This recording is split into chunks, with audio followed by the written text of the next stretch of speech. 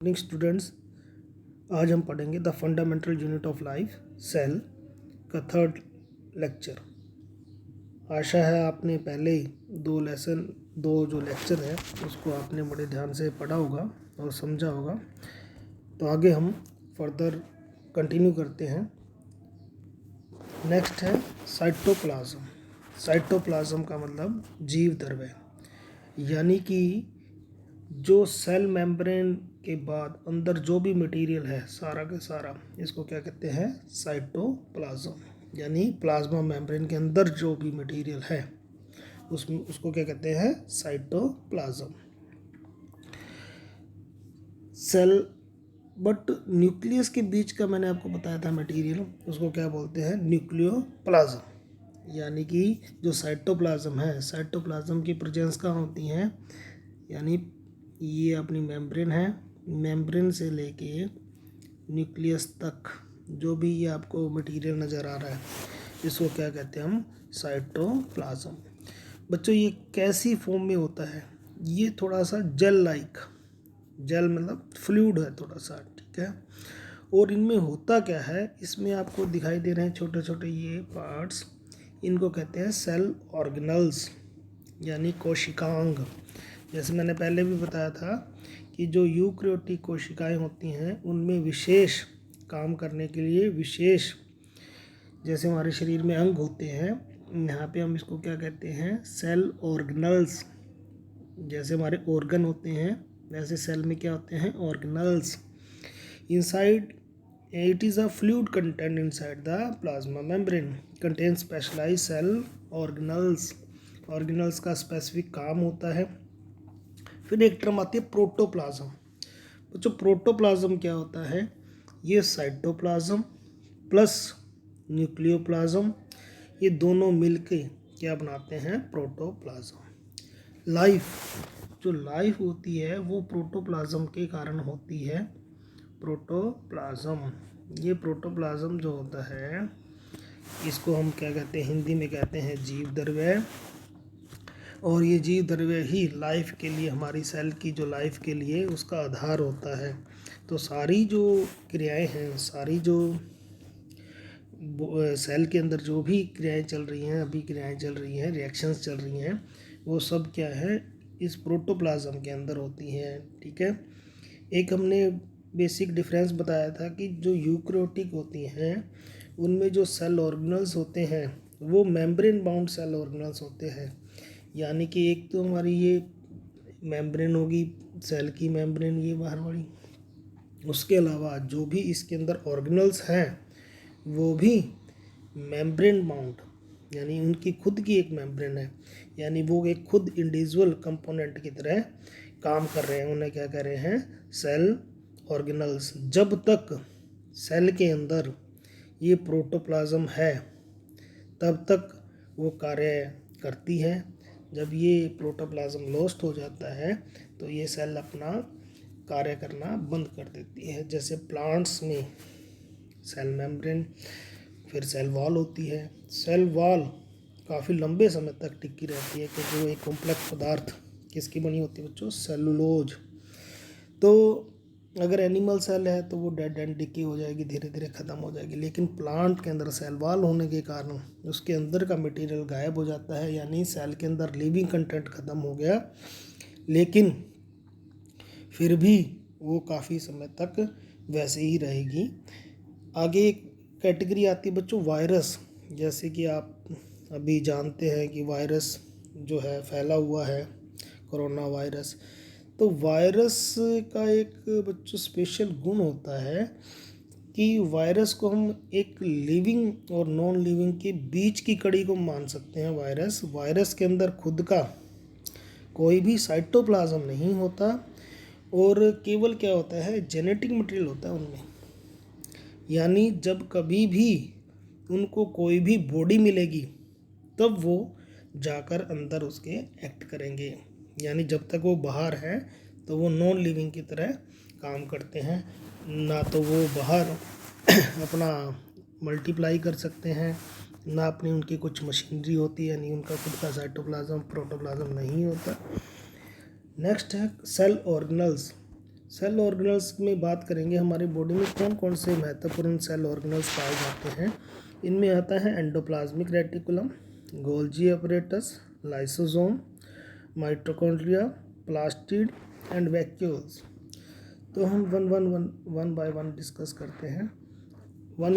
Next is endoplasmic reticulum. देखो बच्चों, नाम के अंदर है एंडोप्लाज्मिक। एंडोप्लाज्मिक का मतलब क्या होता है बच्चों, यानी कि ये एक ऐसा एंडोप्लाज्मिक एक नेटवर्क लाइक स्ट्रक्चर है, यानी कि ये ऐसी स्ट्रक्चर है जिसके अंदर बहुत सारी जो होते हैं, किसका बना होता है, पहले तो एंडोप्लाज्मिक रेटिकुलम किसका बना होता है और इसका काम क्या होता है। ये एक endoplasm large network of membrane bound tubes and sheet, यानी कि ये एक तरह की बहुत बड़ा नेटवर्क है जो किसका बना हुआ है, ट्यूब्स एंड शीट्स का। ये आपको नज़र आ रही हैं, ये क्या है, ट्यूब लाइक स्ट्रक्चर हैं,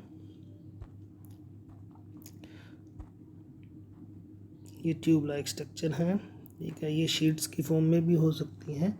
तो एंडोप्लाज्मिक रेटिकुलम जो है वो किसका बना हुआ है, network of membrane bound tube and sheets extend through out the cytoplasm. ये कहाँ पर प्रेजेंट होता है, पूरे साइटोप्लाज्म में फैला हुआ होता है, इसलिए इसको रेटिकुलम कहते हैं। रेटिकुलम का मतलब होता है नेटवर्क, ठीक है, जाल, ठीक है।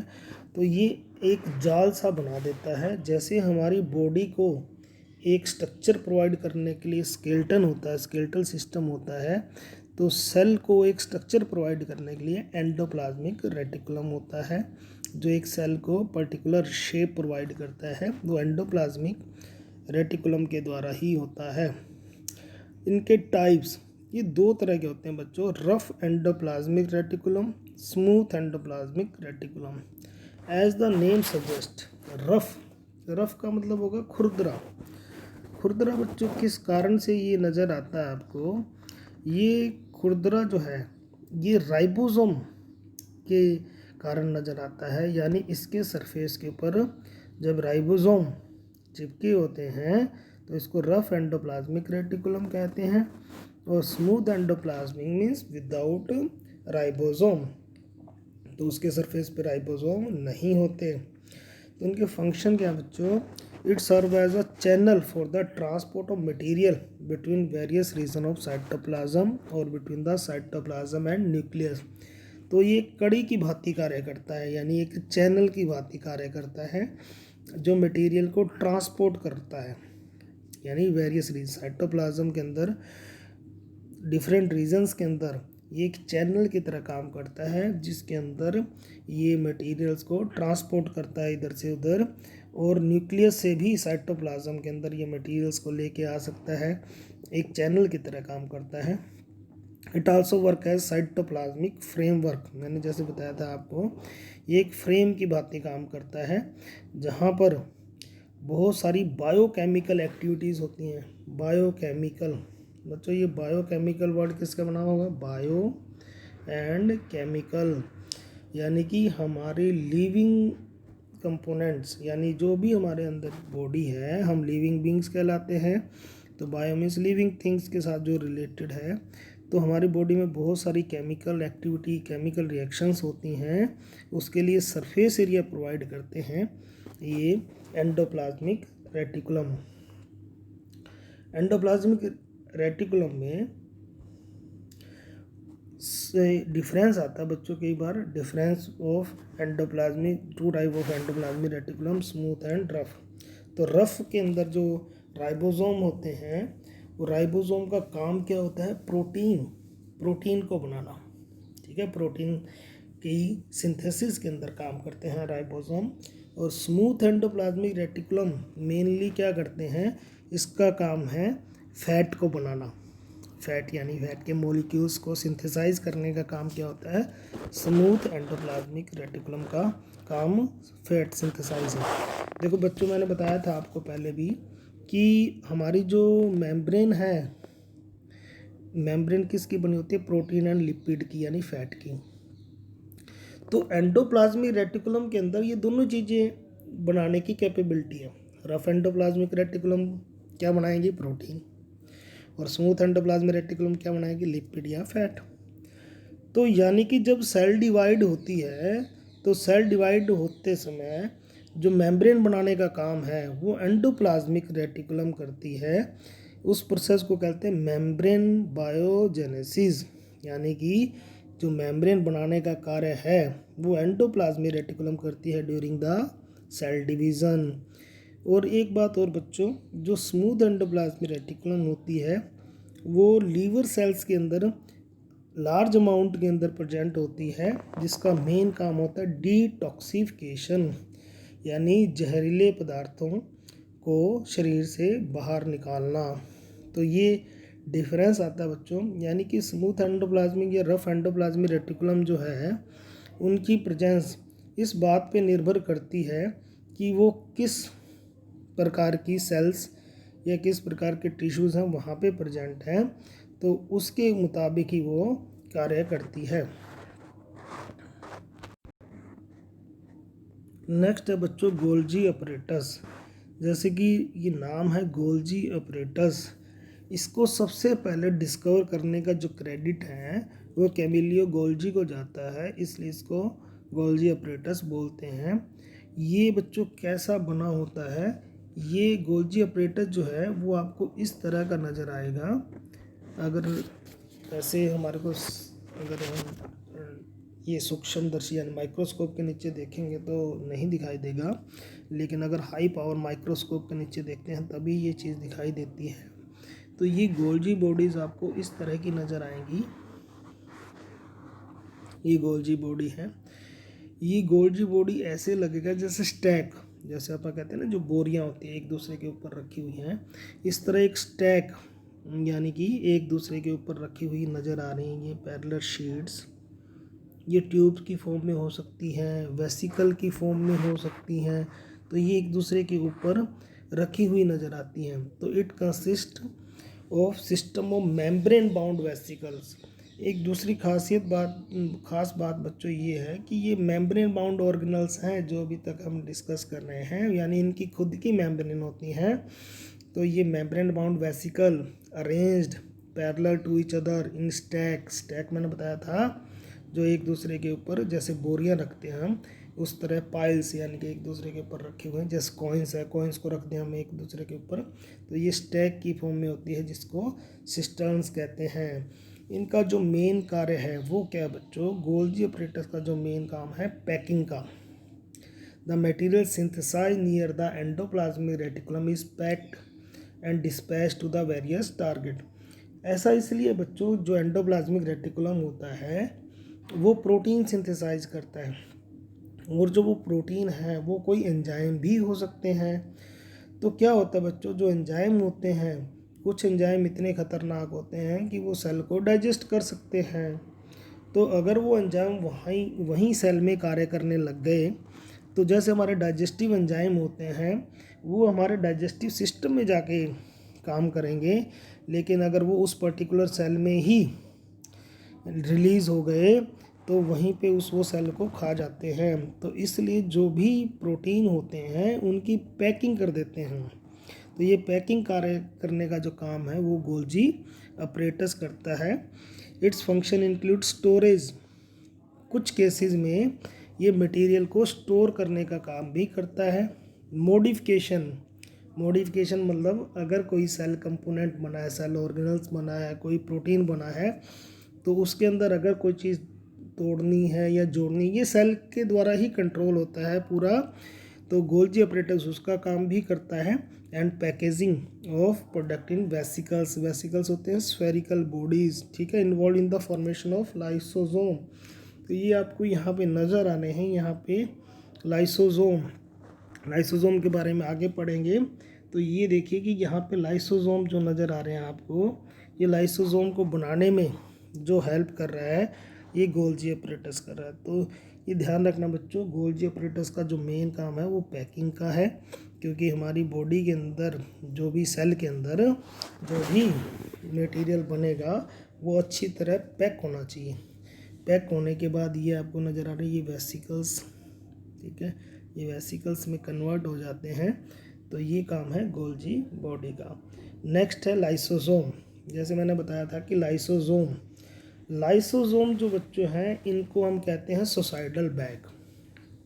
आपने कभी सोचा है कि हमारी बॉडी के अंदर जो वेस्ट मटेरियल है, यानी कि वैसे तो हमारे को पता है कि हमारे अंदर एक्सक्रीटरी सिस्टम है, लेकिन अगर हम सेलुलर लेवल की बात करें तो ऐसा कोई प्रोसेस होता होगा जिसके द्वारा जब सेल है कोई भी तो वो ओल्ड हो जाती हैं। ओल्ड होने के बाद वो सेल ख़त्म हो जाती है, तो उसको ख़त्म करेगा कौन? ठीक है, तो उसको ख़त्म करने का जो काम है वो कौन करता है? लाइसोसोम।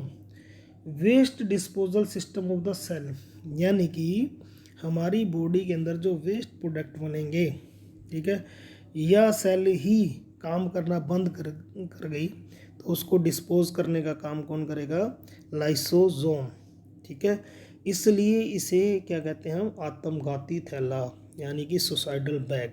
यानी कि जब सेल काम करना बंद कर देती है या ओल्ड हो जाती है तो लाइसोसोम बच्चों मेम्ब्रेन बाउंड ऑर्गेनल्स होते हैं। ठीक है, तो जैसे ही उसकी मेम्ब्रेन फटेगी उसके अंदर से एंजाइम बाहर आएंगे और वो सेल को खा जाएंगे, यानी डाइजेस्ट कर जाएंगे। So these are called suicidal bag. ठीक है, सुसाइड का मतलब क्या होता है? जैसे अपनी खुद की ज़िंदगी को ख़त्म कर लेना, तो ये सुसाइडल बैग है, क्योंकि जब ये बाहर निकल गई यानी कि इसकी मेम्ब्रेन फट गई तो ये क्या करेंगे? सेल को डाइजेस्ट कर जाएंगे। और दूसरी बात है, कोई भी फॉरेन मटेरियल बाहर से आता है, फॉरेन मतलब बाहर से मटेरियल जो भी आता है उसको फॉरेन मटेरियल कहते हैं, उसको भी डाइजेस्ट करने का काम कौन करेगा? Lysosome. Contain powerful digestive enzyme capable of breaking down all organic material, सभी ऑर्गेनिक मटेरियल की ब्रेक डाउन करने के स्ट्रॉन्ग डाइजेस्टिव एंजाइम है। लेकिन वो एंजाइम के बाहर एक बाउंड्री बनी रहती है, मेम्ब्रेन बनी रहती है, इसलिए ऐसा नहीं है कि लाइसोसोम हर समय सेल को खा जाएगा, ऐसा नहीं होता। तो ये भी कंट्रोल्ड एक्टिविटी होती है। Then the cell get damage, lysosome में ब्रेक ओपन, ठीक है, and the enzyme digest their cell, thus known as suicidal bag. तो ये क्वेश्चन आता है सुसाइडल बैग क्यों कहते हैं, सुसाइड बैग क्यों कहते हैं? तो ये एक हमारे को मैकेनिज़्म दिखा रखा है बच्चों, जैसे माइटोकॉन्ड्रिया वगैरह है, अमीबा वगैरह है। अमीबा में जो होता है, जो डाइजेशन का प्रोसेस होता है वो लाइसोसोम के द्वारा होता है, क्योंकि वो यूनिसेलर ऑर्गेनिज्म है, उनके अंदर डाइजेस्टिव सिस्टम नहीं है। तो उनमें क्या होता है कि जैसे ही कोई फॉरेन का मटेरियल आता है तो उसको डाइजेस्ट करने में ये लाइसोसोम के अंदर से एंजाइम्स निकलते हैं और उस फॉरेन मटेरियल को डाइजेस्ट कर जाते हैं। तो ये लाइसोसोम बहुत इम्पोर्टेंट रोल प्ले करते हैं। नेक्स्ट बहुत इम्पोर्टेंट कंपोनेंट जो है वो है mitochondria. Mitochondria is known as power house of the cell. Power house जानते हो बच्चों? जहाँ से एनर्जी प्रोड्यूस होती है। जैसे अगर मान लो आप स्कूल में जाएं तो स्कूल में आपको पता है कहीं जनरेटर सेट रखा होगा या कहीं ऐसा बॉक्स होगा जहाँ से बिजली आ रही है, ठीक है ना, लाइट आ रही है, तो वो पावर हाउस कहलाता है। तो हमारे बिल्डिंग में या हमारे घरों के अंदर लाइट कहाँ से आती है? ट्रांसफार्मर से, फिर आगे कहाँ से आती है? वो पावर हाउस कहलाता है जहाँ से वो आ रही है बिजली। तो mitochondria is known as power house of the cell, यानी यहाँ से हमें पावर मिलती है। ठीक है, तो the energy required for various chemical activities release by mitochondria in the form of ATP. तो जैसे हम किसी चीज़ को जलाते हैं, जलाने से एनर्जी निकलती है हीट की फॉर्म में, लाइट की फॉर्म में, लेकिन माइटोकॉन्ड्रिया के अंदर जो एनर्जी निकलती है वो निकलती है एटीपी की फॉर्म में। एटीपी बच्चों क्या है? ऐसे मॉलिक्यूल्स हैं जो हमारी बॉडी में स्टोर्ड रहते हैं और हमारे को विभिन्न कार्य जो भी हमारी बॉडी के यानी बायोलॉजिकल जो प्रोसेस है उसको चलाने में हेल्प करते हैं। इसकी फुल फॉर्म है एडिनोसाइन ट्राईफॉस्फेट, एटीपी। ठीक है, एटीपी। तो इसको एनर्जी करेंसी भी बोलते हैं। करेंसी जानते बच्चों? पैसे। यानी पैसों का हम कहाँ पे इस्तेमाल करते हैं? जहाँ पर हमारे को किसी चीज़ को ख़रीदना है या कहीं पे कुछ शॉपिंग करनी है या कहीं कुछ चीज़ कोई भी, तो वहाँ पे हम एटीपी मनी का यूज़ करते हैं, करेंसी का यूज़ करते हैं, अदरवाइज़ हम बचा के रखते हैं। तो एटीपी आपकी माइटोकॉन्ड्रिया द्वारा रिलीज होते हैं, लेकिन ये स्टोर रहते हैं और जब भी ज़रूरत पड़ती है ये यूटिलाइज होते रहते हैं। तो ये प्रोसेस चलता रहता है बच्चों हर समय। तो माइटोकॉन्ड्रिया जो है, ठीक है, वो आपकी हर समय काम करती रहती है। दूसरी बात, जो माइटोकॉन्ड्रिया है बच्चों, एक डबल मेम्ब्रेन, यानी आपको ये नज़र आ रही है माइटोकॉन्ड्रिया एक थैले जैसी स्ट्रक्चर से नज़र आ रही है। इसमें डबल मेम्ब्रेन होती है बच्चों, एक ये बाहर वाली मेम्ब्रेन है, एक ये अंदर वाली जो आपको फोल्ड नज़र आ रहे हैं, ये अंदर वाली मेम्ब्रेन है। तो यानी कि ये डबल मेम्ब्रेन स्ट्रक्चर है, 2 मेम्ब्रेन कवरिंग, ठीक है। इनर वाली जो है वो फोल्ड होती है और बाहर वाली जो कवरिंग है वो पोरस होती है, यानी कि इनके अंदर पोर होते हैं, छोटे छोटे छेद होते हैं। क्यों होते हैं बच्चों छेद? अगर मान लो हम बात करें कि पावर प्रोड्यूस हो रही है, तो पावर किसी न किसी मटेरियल के द्वारा तो प्रोड्यूस होगी ना। मान लो आपने घर में खाना पकाना है, तो आप क्या लेके आते हैं? गैस लेके आते हैं। गैस लगा के आपने उसको अरेंज भी कर दिया, लेकिन जब तक वो आप उसको जलाएंगे नहीं तब तक एनर्जी प्रोड्यूस नहीं होगी, आपका खाना नहीं पकेगा। तो यहाँ पे एनर्जी के जो मॉलिक्यूल्स हैं वो क्या हैं? ग्लूकोज। हमारी बॉडी में एनर्जी कहाँ से प्रोड्यूस होती है? ग्लूकोज से। मिलता कहाँ से है? फूड से। जो हम फूड खाते हैं वो किसके रूप में कन्वर्ट होता है? ग्लूकोज। फिर वो ग्लूकोज जाता कहाँ पे है? सेलुलर लेवल की अगर हम बात करें तो माइटोकॉन्ड्रिया के अंदर जाएगा through outer membrane, outer membrane से अंदर जाएगा। फिर अंदर जो इनर मेम्ब्रेन है इसके अंदर एंजाइम्स है। एंजाइम्स क्या होते हैं बच्चों? एंजाइम ये माने कि एंजाइम कैटलिस्ट होते हैं। कैटलिस्ट क्या होता है? ऐसे सब्सटेंस जो रिएक्शन के रेट को तेज करते हैं उन्हें क्या कहते हैं? कैटलिस्ट। रिएक्शन के रेट को तेज करने का मतलब क्या है बच्चों? कई बार आपने देखा होगा कि कोई रिएक्शन हो नहीं रही होती है तो हम क्या करते हैं? उसको गर्म करते हैं तो वो रिएक्शन होने लग जाती है, ठीक है। तो ऐसे ही अगर हम किसी रिएक्शन को करना चाहते हैं और बहुत कम टेम्परेचर पे करना चाहते हैं तो हमारी बॉडी के अंदर जो एंजाइम्स होते हैं वो ही काम करते हैं, वो कैटलिस्ट कहलाते हैं, ठीक है। तो इसके बारे में जैसे आपने छोटी क्लासेस में पढ़ा है कि डाइजेशन होता है हमारे फूड का, तो डाइजेशन में हेल्प करता है डाइजेस्टिव जूस, तो वो डाइजेस्टिव जूस एंजाइम्स का बना होता है। तो यहाँ पर मेम्ब्रेन के अंदर बहुत सारे एंजाइम्स होते हैं जो कि स्टेप बाय स्टेप ग्लूकोज की ब्रेक डाउन करते हैं और क्या बनाते हैं? एटीपी। एक बहुत इम्पोर्टेंट बात है, माइटोकॉन्ड्रिया जो होते हैं उनके पास खुद का डीएनए होता है। मैंने बताया था आपको, deoxy ribo nucleic acid and ribosome. ये दो चीज़ें क्या है? किसी भी सेल जब डिवाइड होती है तो सेल की डिवीज़न के लिए उनको डीएनए चाहिए और राइबोसोम यानी प्रोटीन चाहिए। वो दोनों कंपोनेंट इसमें प्रेजेंट होते हैं, इसलिए माइटोकॉन्ड्रिया अपना नंबर यानी डिवाइड हो सकती हैं अपने आप, ठीक है ना। उनको न्यूक्लियस की ज़रूरत नहीं पड़ती, इसलिए इसको सेमी ऑटोनोमस ऑर्गन बोला जाता है। Semi autonomous cell organelles. Semi का मतलब था हाफ, ऑटोनोमस, ठीक है। ऑटोनोमस, ऑटोनोमस होता है खुद की सरकार, यानी कि सरकार खुद की हो, यानी कि खुद के ही फैसले हो, यानी कि ये खुद बिना न्यूक्लियस के भी डिवाइड हो सकते हैं। So these are called semi autonomous organ. एक और होता है बच्चों प्लास्टिड, वो भी इसी तरह होता है, उनके पास खुद का डीएनए होता है, खुद के प्रोटीन होते हैं, ठीक है।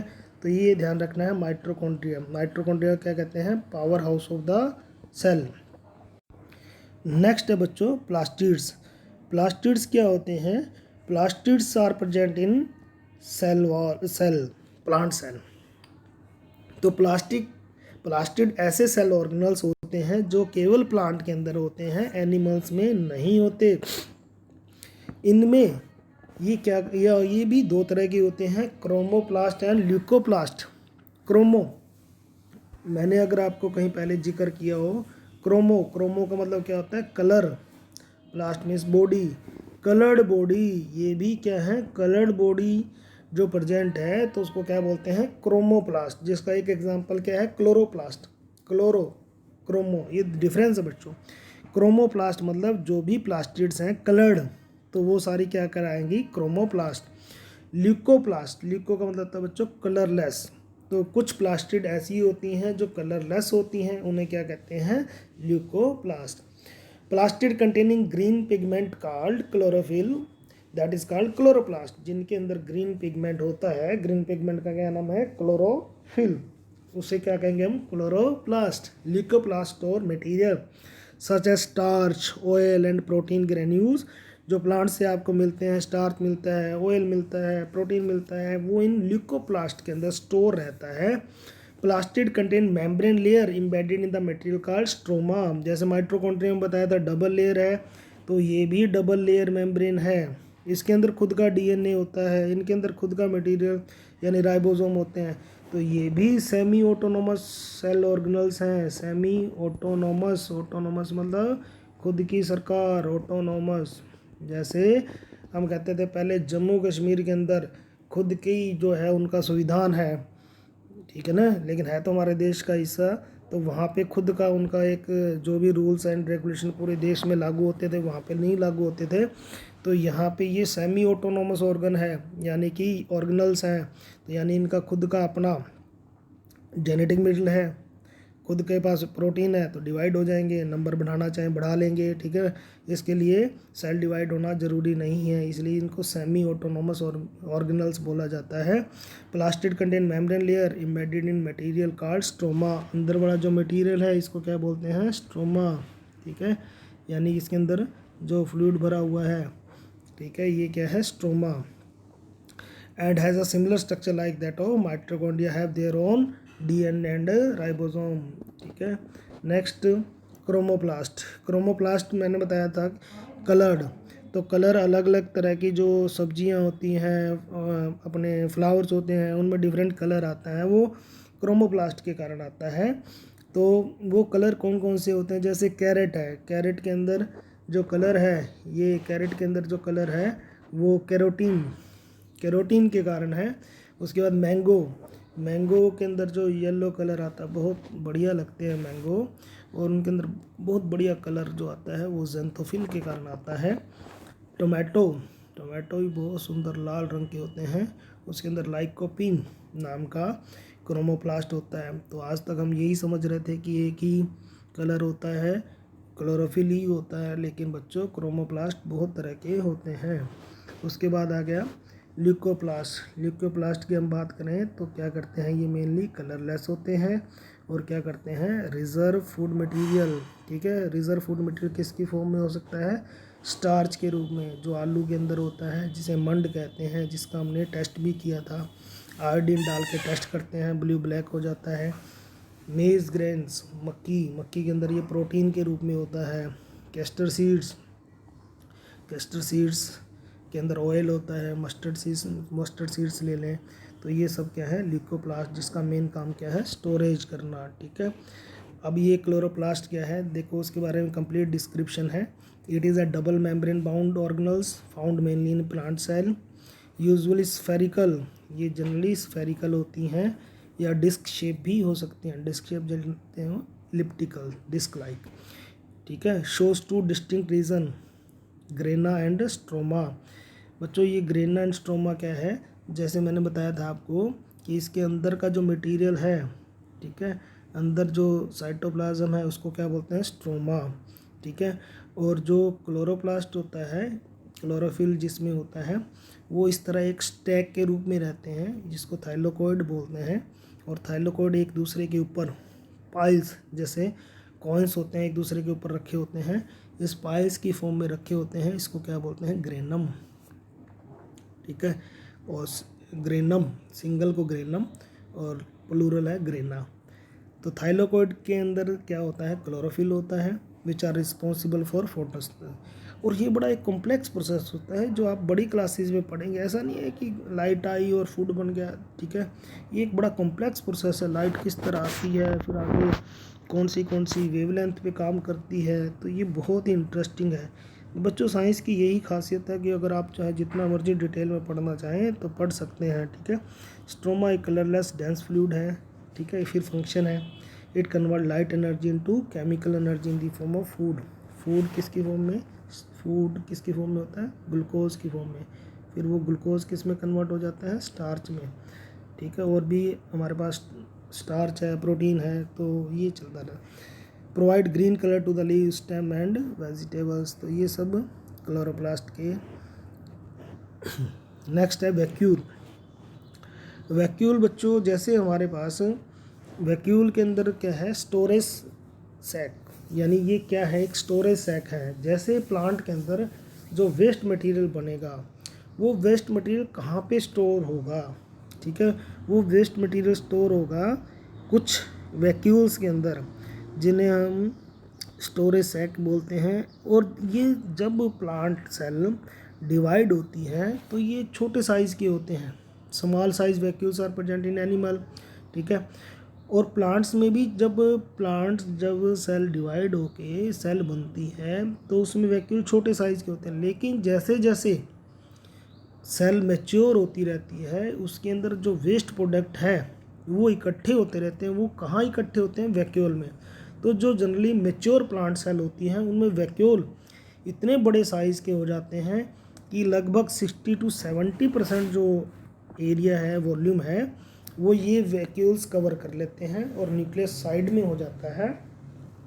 In plant cell vacuole are full of cell sap and provide turgidity and rigidity to cell. और वैक्यूल्स के अंदर वाटर वगैरह जब भर जाता है तो ये प्लांट को, सेल को टर्जिडिटी प्रोवाइड करते हैं, यानी कि सेल एक्सपेंड हो जाती हैं। वैक्यूल्स स्टोर अमीनो एसिड, और इनके अंदर बाकी कुछ ऐसा नहीं है वेस्ट प्रोडक्ट इकट्ठा होता है। प्लांट के लिए वो वेस्ट प्रोडक्ट हो सकता है, लेकिन वो हमारे लिए इम्पोर्टेंट सब्सटेंस हो सकते हैं। जैसे शुगर है, वेरियस ऑर्गेनिक सब्सटेंस है, अमीनो एसिड है। कई बार आप प्लांट्स को तोड़ते हैं, उसमें दूध सा निकलता है, उसको लेटेक्स बोलते हैं। वो भी कहाँ स्टोर होता है, वैक्यूल के अंदर। In amoeba the food vacuole containing the food item that the amoeba has consume. तो अमीबा के अंदर जब फूड अपने प्लाज्मा मेम्ब्रेन के द्वारा सराउंड हो जाता है तो उसे फूड वैक्यूल कहते हैं। Vacuoles play an important role expelling जो एक्सेस वाटर है, ठीक है, उसे कॉन्ट्रैक्टाइल वैक्यूल बोलते हैं। तो ये एक इम्पोर्टेंट रोल प्ले करते हैं वैक्यूल्स। ऐसा नहीं है कि इनका कोई कार्य नहीं है, ये विशेष कार्य करते हैं प्लांट्स के अंदर एंड यूनिसेलर ऑर्गेनिज्म के अंदर। फिर बच्चों डिफरेंस है एनिमल सेल और प्लांट सेल के अंदर। ये आपने अभी तक हमने जो कुछ पढ़ा है उसके आधार पे आपने अपने आप ही करना है कि animal cells are generally small in size, plant cell are usually larger, cell wall is absent, cell wall is present, ठीक है। Animal possess no animal cell possess plastids are present in plant cell, vacuoles are smaller, vacuoles are larger in size। तो ये आपने उसके मुताबिक जो भी हमने पढ़ा है।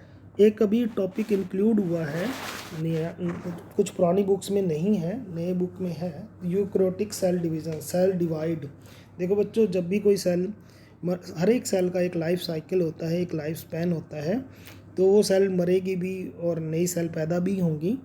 तो सेल डिवीज़न के जो दो तरीके होते हैं, यूकैरियोटिक सेल डिवीज़न जो होती है उसमें न्यूक्लियस डिवाइड होता है फिर उसके बाद जो साइटोप्लाज्म है वो भी डिवाइड होता है, ठीक है।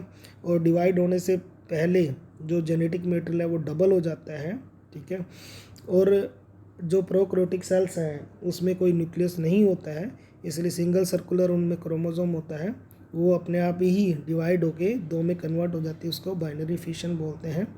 हमारी बॉडी में जो है मेनली दो तरह के सेल डिवीज़न होते हैं। माइटोसिस, यानी कि जो हमारी आरबीसी हैं, आरबीसी का लाइफ स्पैन बताया था आपको 120 दिन होता है, डब्ल्यूबीसी का 7 डेज होता है। तो ये सेल्स मरती रहती हैं, नई बनती रहती हैं। तो जब अगर ऐसी डिवीज़न है जिसमें क्रोमोसोम नंबर कांस्टेंट रहे तो उसे कहते हैं माइटोसिस, ठीक है। क्रोमोसोम नंबर कांस्टेंट रहना चाहिए। क्या आप जानते हैं आपकी बॉडी के अंदर, यानी एक सेल के अंदर कितने क्रोमोसोम्स होते हैं, ये आपने अपने आप सोचना है। नेक्स्ट है मियोसिस। मियोसिस बच्चों एक ऐसा प्रोसेस है जिसके अंदर क्रोमोसोम नंबर हाफ हो जाते हैं, यानी कि सेल डिवीज़न का ऐसा मेथड जब क्रोमोसोम नंबर हाफ हो जाए। ऐसा बच्चों क्यों ज़रूरी है? ऐसा जो सेक्सुअली रिप्रोड्यूसिंग ऑर्गेनिज्म है, जो ऑर्गेनिज्म सेक्सुअल रिप्रोडक्शन के द्वारा अपने बच्चों को जन्म देते हैं, उनमें मियोसिस होना ज़रूरी है। मियोसिस एक ऐसी टर्म है जिसमें क्रोमोसोम नंबर हाफ हो जाता है। जैसे हमारी बॉडी में कितने क्रोमोसोम हैं? 46। लेकिन हमारे जो गैमिट्स बनेंगे, मेल जो गैमिट होते हैं उसको स्पर्म बोलते हैं, फीमेल गैमिट को ओवम बोलते हैं। तो उसके अंदर कितने क्रोमोसोम होंगे? 23। ऐसा होना क्यों ज़रूरी है? क्योंकि जब वो गैमेट आपस में मिलेंगे, फ्यूज़ होंगे, तो 23 प्लस 23 वापस 46 क्रोमोजोम वाली स्टेज रिस्टोर्ड हो जाएगी। अदरवाइज़ क्या होगा बच्चों, 46 प्लस 46 फिर 92, 92 प्लस 92 आगे 184। ऐसे तो एक सेल के अंदर क्रोमोजोम ही क्रोमोजोम भर जाएंगे, बाकी सारे कंपोनेंट ख़त्म हो जाएंगे। इसलिए मियोसिस जो है वो ज़रूरी है ताकि क्रोमोजोम नंबर कांस्टेंट रह सके। एक स्पीशीज़ के अंदर मैंने बताया था बच्चों, स्पीशीज़ एक ऐसे रिलेटेड ऑर्गेनिज्म का समूह है, यानी कि जो आपस में रिप्रोड्यूस कर सकते हैं, यानी कि जैसे होमो सैपियन, सैपियन हमारी स्पीशीज़ है, हम कैसे भी हों, गोरे काले कैसे भी हों, यानी कि सभी एक ही स्पीशीज़ के अंतर्गत आते हैं, हम आपस में रिप्रोड्यूस कर सकते हैं, वो क्या है, मियोसिस। थैंक यू, आप ये ध्यान से पढ़ें और आगे एग्ज़ाम में अच्छे मार्क्स लाएं। Thank you.